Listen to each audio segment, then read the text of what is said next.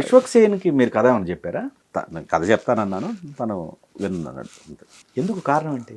ఏమో సార్, అంటే తను మొన్న తను మైక్లో అది తను మొన్న ఈవెంట్లో ఎక్కడికి వెళ్ళినప్పుడు చెప్పారు కదా, అంటే తన బిజీ షెడ్యూల్లో ఏదో నాకు తెలియదు కానీ ఓకే నేను నో చెప్పినప్పుడు మీరు ఇట్లా ఉన్నారు కాబట్టి ఎంజాయ్ చేయండి కానీ అవతల వాళ్ళని ఇన్సల్ట్ చేయొద్దు అని అన్నారు కదా. నేను ఎప్పుడు అసలు ఏ రోజు నేను విశ్వక్సేన్ పేరు చెప్పలేదు సార్ అసలు. ఓకే నేను ఏ రోజు బయట పెట్టలేదు, చెప్పలేదు.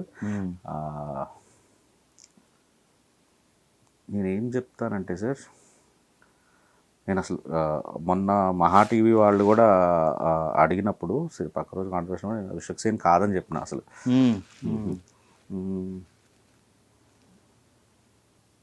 అంటే నాకు నో చెప్పిన విధానం నచ్చలేదు బేసిక్గా. ఫస్ట్ ఓకే నో చెప్పేయచ్చు కానీ అది మళ్ళీ కాంట్రవర్షన్లోకి వెళ్ళదలుచుకోలేదు సార్.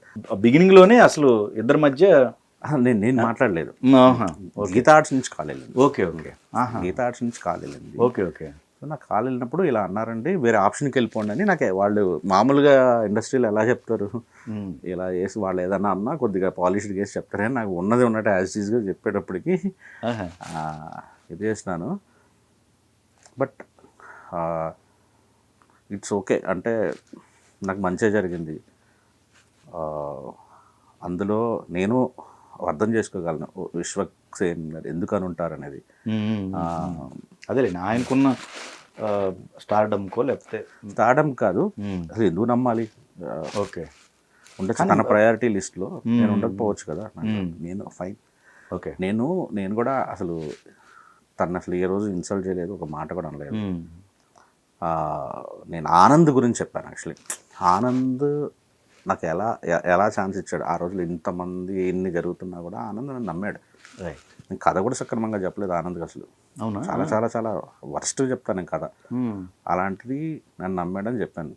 ఓకే అంటే సార్ ఇప్పుడు మన అసోసియేషన్లో అంటే తెలుగు సినిమా దర్శకుల సంఘంలో 2000 మంది ఉంటారు, యాక్టివ్ 1200 మంది ఉంటారు.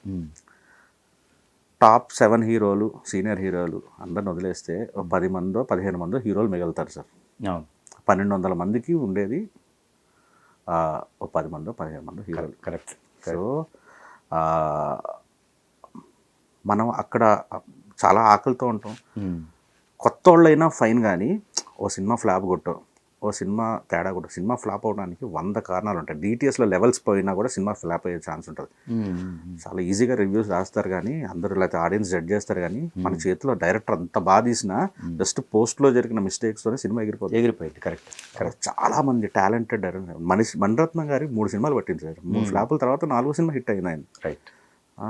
రెండో సినిమా జడ్జ్ చేసేస్తుంటే ఆయన దగ్గర డబ్బు లేకుండా ఉంటే ఈరోజు మణిరత్నం అనే మనిషి ఉండేది, మంచి డైరెక్టర్ ఉండేవాడు కాదు.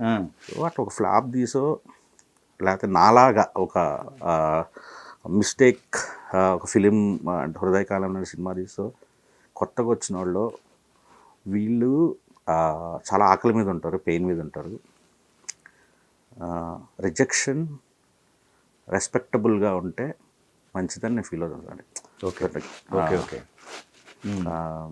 అది అంటే మనకి మాత్రమే తెలుస్తుంది. మీరు ఒక డైరెక్షన్ డిపార్ట్మెంట్లో ఉన్నారు కాబట్టి మీకు ఎక్కువ అర్థమవుతుంది అనుకుంటే. ఇట్స్ నాట్ ఈజీ హీరోని అప్రోచ్ అవటం, ఒక కథ రాసుకోవటం, దాన్ని ట్రావెల్ అవటం, దాన్ని 100 మంది చెప్పుకోవటం పెద్ద ప్రాసెస్ అది. అవును. సో ఎస్పెషల్లీ ఒక ఫ్లాప్ కొట్టిన డైరెక్టర్ లేకపోతే ఒక ఇది చేసిన ఇలా నాలాంటి డైరెక్టర్కి చాలా బాధ ఉంటుంది. అంటే ఎలా అయినా ప్రూవ్ చేసుకోవాలి, బాధ ఉంటుంది కదా. సో అది స్మూత్గా వెళ్ళుంటే సరిపోయేది అనేది అంతే. ఓకే. ఇప్పుడు నాకు అసలు ఏం లేదు సార్. అసలు నాకు మేమిద్దరము ఒక వాట్సాప్ గ్రూప్లో మాట్లాడడం, ఓ పార్టీకి వెళ్ళినప్పుడు విశ్వకే అన్నాడు యాక్చువల్లీ అసలు అద్దరగొట్టింది ఫస్ట్ పాట. మేబీ తన మైండ్లో కూడా లేదు అసలు ఈ థాట్. Okay okay. నేను ఆ రోజు ప్రీ రిలీజ్లో ఆ మాట అనటం వల్ల ఆ తర్వాత మీమ్ పేజెస్ అవేవో తీసుకొని అప్పుడు కూడా నేనేమి అనలేదు.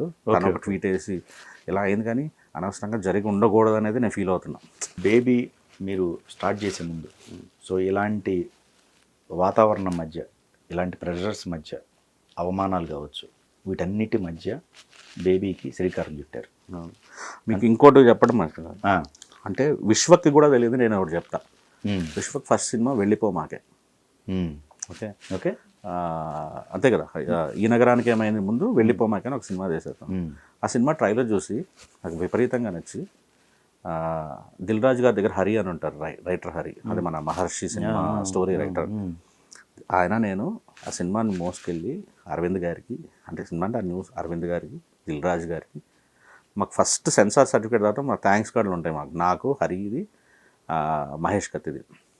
ఓకే. ఎందుకంటే మేము ఈ సినిమా ఎలా అయినా బయటపడాలి, వీళ్ళు తీసిన సినిమా అని మేము అప్పట్లో మా కెపాసిటీ, మాకంటే డైరెక్ట్ యాక్సెస్ ఉంది అరవింద్ గారితో, దిల్ రాజు గారితో, హరికి, కాబట్టి సో దిల్ రాజు గారు అది తీసుకొని రిలీజ్ చేశారు.